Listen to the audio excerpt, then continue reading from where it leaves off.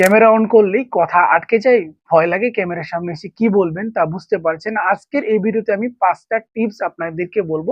যে টিপস গুলো যদি আপনি ফলো করেন তাহলে আপনার ক্যামেরার সামনে কথা বলার সময় এই নার্ভাসনেস গুলো কাজ করবে না।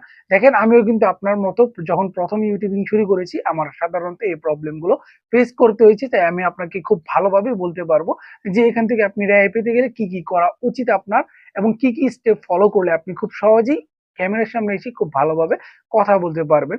প্রথমত আমরা জেনে নিই আমাদের সাথে এমনটা কেন হয়। সাধারণত নতুন ইউটিউবার এই সমস্যা ফেস করে সব থেকে বেশি। শুরুতে আমিও কিন্তু এটা ফেস করেছিলাম। এটা কিন্তু একটা স্বাভাবিক বিষয়।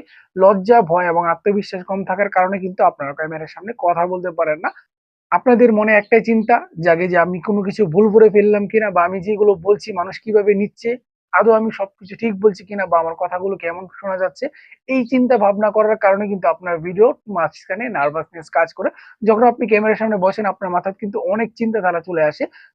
তখন কিন্তু আপনি ভালোভাবে ভয়েস ওভার করতে পারেন না, বা যেটা আপনি বলতে চাচ্ছেন আপনার আশা অনুযায়ী সেটা আপনি বলতে পারছেন না, বা অনেক নার্ভাসনেস কাজ করার কারণে একেবারে ভিডিওটা বোর ফিল হয়। এটা থেকে মুক্তি পেতে হলে অবশ্যই আপনাকে এই 5টি পয়েন্ট ফলো করতে হবে।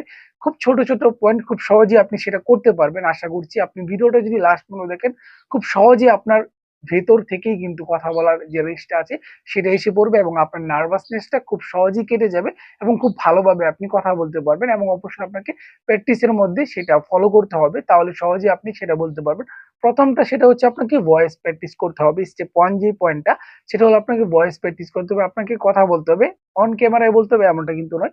আপনি একলা একলা কথা বলতে পারেন, অথবা আপনি আয়নার সামনে কথা বলতে পারেন। মানে আপনার কথা বলার যে জড়তাটা আছে সেটা কিন্তু আপনাকে কাটতে হবে। আপনি যদি হুট করে এসে ক্যামেরার সামনে কথা বলতে চান তাহলে কিন্তু সেটা স্বাভাবিক বিষয় আপনি পাবেন না। সবার ক্ষেত্রে এমনটা হয়েছে। বড় বড় যারা ইউটিউবার আপনি বর্তমান সময়ে দেখছেন তারা কিন্তু আগে এরকম ভাবে কথা বলতে পারতো না, কারণ প্র্যাকটিস করতে করতে কিন্তু তারা বেটার কোয়ালিটি নিয়ে এসছে। আপনাকেও সেটা করতে হবে। আপনি যদি অন ক্যামেরায় করতে চান সেটাও করতে পারেন, বাট আমার সবথেকে বেস্ট মনে হবে যখন আপনি ক্যামেরাটা অন করবেন তার আগে থেকে প্র্যাকটিস করা। একলা একলা বসে প্র্যাকটিস করবেন, অথবা কোনো মোবাইলের মাধ্যমে জাস্ট ভিডিও নয়, শুধু আপনার ভয়েসটা ওভার করবেন এবং দেখবেন যে আপনি কোন কোন জায়গায় ভুল করছেন, বা আপনার নার্ভাসনেসটা কোন জায়গায় কাজ করছে সেটা আপনাকে বোঝার ট্রাই করতে হবে। স্টেপ 2, স্কিপ লিখুন। মানে আপনি যে কথাগুলো বলতে চান বা যে ভিডিওটা আপনি বানাতে চাচ্ছেন এটা সম্পর্কে ছোট্ট একটা আইডিয়া রাখতে পারেন। আপনি খাতায় লিখে জাস্ট ক্যামেরার সাইডে রাখতে পারেন, অথবা নিচে রাখতে পারেন। এমন জায়গায় রাখবেন যাতে আপনি ভিডিও করার সময় সেটা ফোকাস করতে পারেন বা দেখতে পারেন। দেখেন, আপনি যদি হুট করে এসে একটা ভিডিওর ধারণা নিয়েন যে আপনার ভিডিও টপিক হচ্ছে কিভাবে ইউটিউবে ভিডিও বানানো যায় বা কন্টেন্ট ক্রিয়েশন করা যায় সেই সম্পর্কে টিপস প্রোভাইড করা, বাট এটা সম্পর্কে আপনার আগে থেকে কোনো ধারণাই নেই বা কোনো স্ক্রিপ্ট লেখা নেই, তাহলে আপনি সহজেই বলতে পারবেন না। একটা বলতে গিয়ে আরেকটা চলে যাবে, এমন করে কিন্তু হয়ে যাবে। প্রত্যেকটা জিনিসের কিন্তু একটা স্ক্রিপ্ট প্রয়োজন। আপনি যখন নাটক দেখবেন বা সিনেমা দেখবেন, হ্যাঁ, মুভি দেখে স্ক্রিপ্ট লেখে এমনটা কিন্তু স্ক্রিপ্ট লিখলে একটা সুন্দর স্টেপ বাই স্টেপ একটা বলার ধারণা চলে এসে আপনার মাথার মধ্যে এত প্রেশার পড়ে না কি থেকে কি বলবেন, এটা আপনার কাজ করে না। জাস্ট আপনি একটু দেখে দেখে সহজেই বলতে পারবেন। হ্যাঁ, আপনি ছোট করে পয়েন্ট আকারে স্ক্রিপ্ট লিখতে পারেন। আপনি যে সবকিছু বলবেন সবকিছু লেখা প্রয়োজন এমনটা কিন্তু নয়। জাস্ট একটু স্টেপ বাই স্টেপ লেখার জন্য খানিকটা ধারণা রাখতে পারেন, যেখান থেকে আপনি একটু দেখলে পরবর্তীতে মনে আসবে। যখন নতুন শুরু করবেন এইভাবে কিন্তু আপনাকে ট্রাই করতে হবে, তাহলে কিন্তু আপনি ভালোভাবে কথা বলতে পারবেন।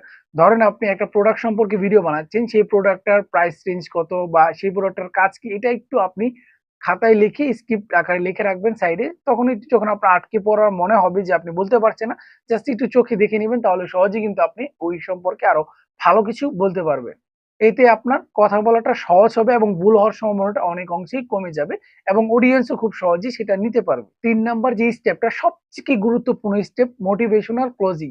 দেখেন, মনে রাখবেন কেউ জন্ম থেকেই কথা বলা শিখে আসে না। সবাই কিন্তু প্র্যাকটিস করতে করতে তার কথা বলার ধরনটা চেঞ্জ করে বা আরো আপডেট করে বা ভালো করে কথা বলতে পারে। এইটা আপনার মাথায় অবশ্যই খেয়াল রাখতে হবে।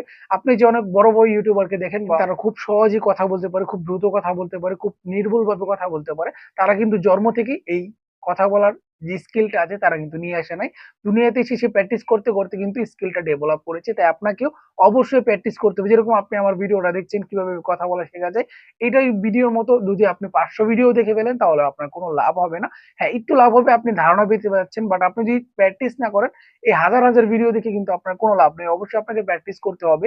আমি যে টিপস গুলো বলছি সেগুলো অবশ্যই আপনাকে বারবার ট্রাই করতে হবে, তবে কিন্তু আপনি ভালোভাবে ইউটিউবে এসে কথা বলতে পারবেন বা আপনার কন্টেন্ট ক্রিয়েশন জার্নিটাতে খুব ভালোভাবে কথা বলতে পারবেন বা মানুষকে খুব ভালো একটা ধারণা দিতে পারবেন বা বোঝাতে পারবেন যখন আপনি এটা প্র্যাকটিস করবেন। আদারওয়াইজ কিন্তু আপনার কোনো লাভই হবে না ভিডিও দেখে। যে বলছি, যদি আপনি ভালোভাবে কথা বলতে চান আপনাকে শুরু থেকে ছোট ছোট ভিডিও ক্রিয়েট করতে হবে। আপনারা অনেকেই দেখে থাকবেন বড় বড় ইউটিউবার 5 মিনিট 10 মিনিটের ভিডিও বানায়, এক্ষেত্রে কিন্তু আপনার চাপটা অনেক বেড়ে যাবে, যেহেতু আপনি কম সময় কথা বললে খুব সহজেই সেটা বলতে পারবেন। যদি আপনি শুরুতে 20 মিনিট 25 মিনিটের একটা ভিডিও ক্রিয়েট করতে চান, আপনি কিন্তু এমনি ভালোভাবে কথা বলতে পারছেন না। তার পরবর্তীতে এত বেশি ডিউরেশন থাকার কারণে আপনার চাপটা অনেক বেড়ে যাবে, এখন ভুল হওয়ার সম্ভাবনাটা অনেক বেশি। প্রথম দিকে আপনি ছোট ছোট ভিডিও ক্রিয়েট করতে পারেন, শর্টস ভিডিও ক্রিয়েট করতে পারবেন। আপনি চাইলে 1 মিনিট 2 মিনিট বা 3 মিনিটের মতো ভিডিও ক্রিয়েট করতে পারবেন, যার কারণে কথা কম বলতে হবে, বাট ভুল হওয়ার সম্ভাবনাটা অনেক কম থাকবে। পরবর্তীতে যখন আপনি কথা বলতে পারবেন আস্তে আস্তে স্টেপটা কিন্তু বাড়াতে পারেন বা ভিডিও ডিউরেশনটা আপনি বড় করতে পারবেন। এইভাবে কিন্তু আপনি শিখতে পারেন। শুরু থেকেই কিন্তু কেউ এত বড় বড় ভিডিও মেক করে না বা শুরু থেকেই অনেক ভালো কথা বলতে পারে না। প্র্যাকটিস করতে করতে আস্তে আস্তে কিন্তু কথা বলার ধরন চেঞ্জ হয় এবং আপডেট হয়, এটাই স্বাভাবিক বিষয়।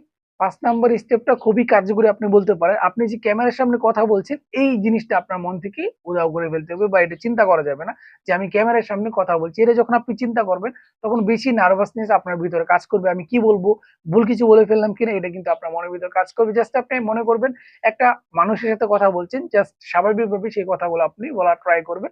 আশা করছি এই টিপস গুলো যদি আপনি ফলো করেন খুব ভালোভাবে কথা বলতে পারবেন। বাট আপনি যদি এরকম হাজার হাজার ভিডিও দেখেন কোনো লাভ হবে না।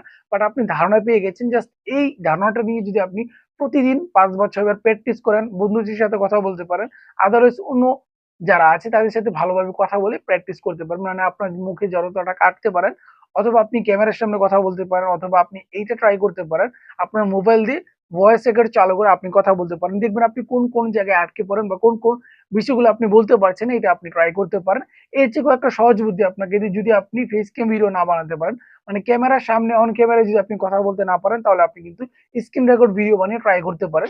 আস্তে আস্তে কয়েকদিন স্ক্রিন রেকর্ড ভিডিও বানাবেন, তার পরবর্তীতে আপনি কিন্তু অন ক্যামেরায় সহজেই কথা বলতে পারবেন, কারণ আপনার প্র্যাকটিস করতে করতে সেটা কিন্তু ভিতর থেকে চলে আসবে।